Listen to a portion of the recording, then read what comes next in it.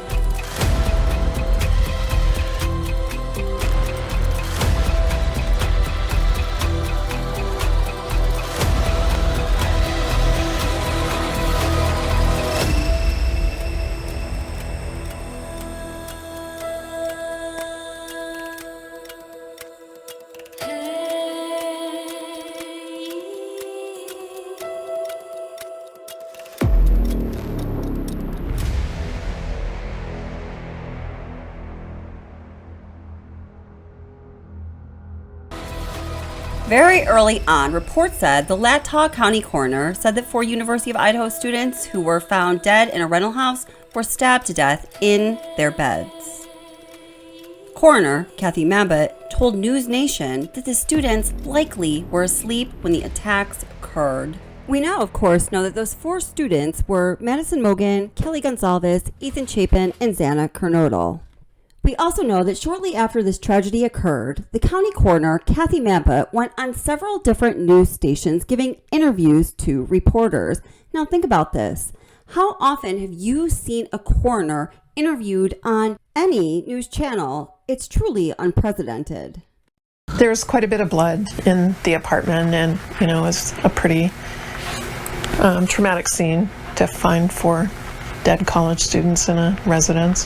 The Latah County Coroner is commenting, saying the scene she saw on Sunday was gruesome, and any new clues are needed in the investigation. Could be some evidence of the suspect that we get during the autopsies, which would be helpful. Among all of the confusion about this case, right after this tragedy occurred, had to do with Cathy Mambutt's statements. She said both that the victims were attacked while they were sleeping, and then she also talked about looking for evidence in terms of defensive wounds, which really doesn't make sense to anybody. The 4 University of Idaho students found dead in an off-campus house last weekend were stabbed to death in their beds, likely while they were sleeping. That's according to the coroner. Investigators now working to determine if the victims had defensive wounds or may have gotten the suspect's DNA on their bodies. Well, looking to see if there are some clues that are on them, some of the suspects' blood perhaps, or something under somebody's fingernails. We spoke to Cathy Mambutt, the coroner, and she says out of her 16 years here in Latah County as a coroner, she's never seen a situation like this ever, describing it as a gruesome attack. She says she responded to the house about 5 hours afterward. Mambutt says the police were investigating the scene before the bodies were removed from the house. Well, we'll know the exact cause of death for each of them. How bad was it? It was very, very traumatic. The autopsy will show the cause of death and will hopefully find some sort of DNA from a potential suspect. She says they typically look for DNA under the fingernails and through other exams.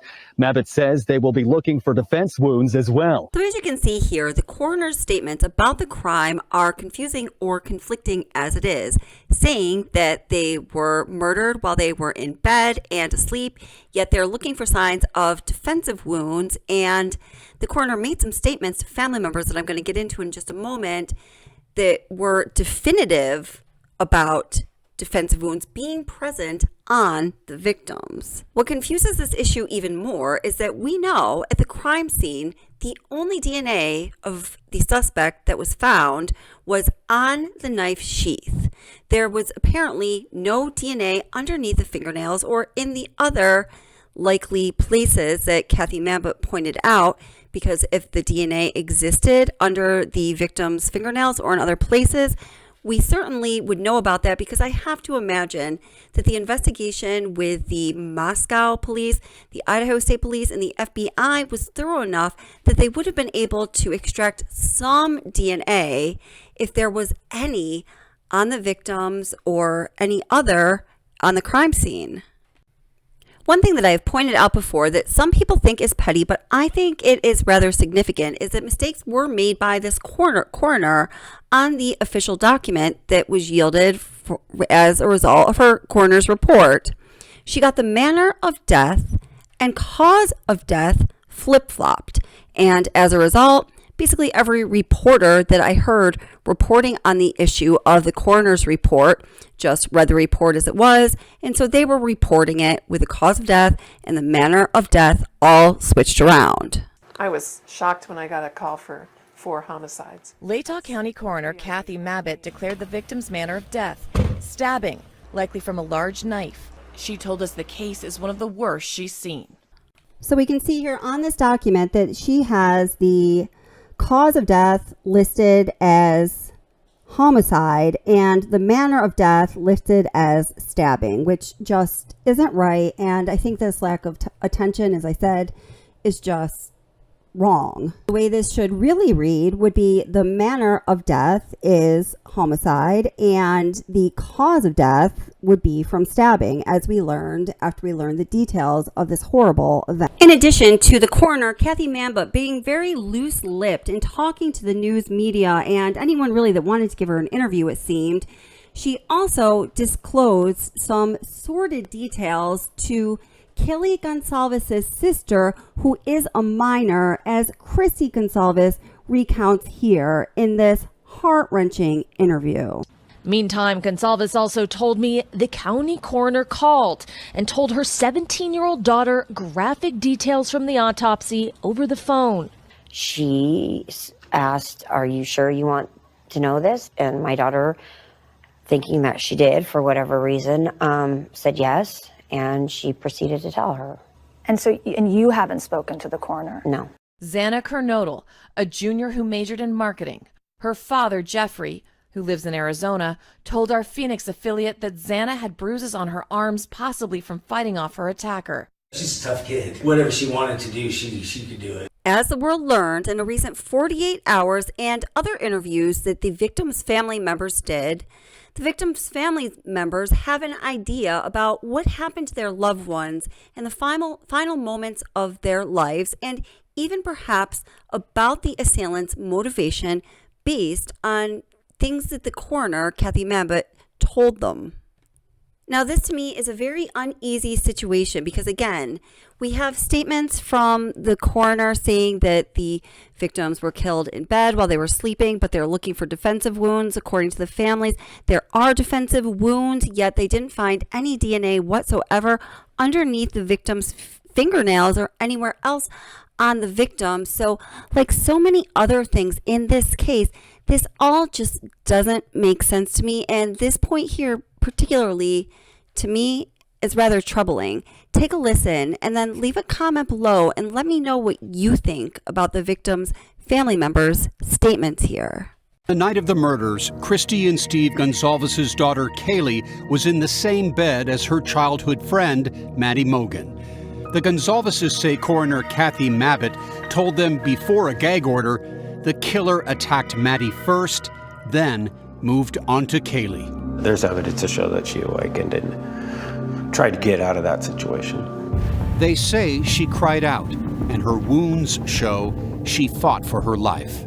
The way the bed was set up is what... She was trapped. She was trapped. Xana also fought back. According to her father, she had severe defensive wounds. She went down fighting. I believe so. It's upsetting to think about. She was always a strong He's a very strong person. A judge has entered a plea of not guilty on Brian Kohberger's behalf, but he is not the person the families want us to remember. He's not important other than what he did and being held accountable. I'll be here to keep reminding people who these victims are. That is fascinating. I know you don't want to talk about everything you learned, but what's something that sort of jumped out at you?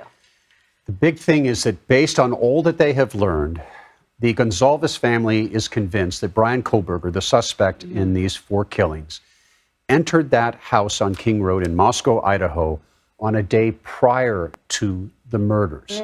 Why did they think that? Because the coroner told them that they believed that the 2 girls on the 3rd floor were the first ones attacked and killed. How did he know to go to the 3rd floor? And I've been told that there were differences in the way that the victims were killed. Some were more severe than the other.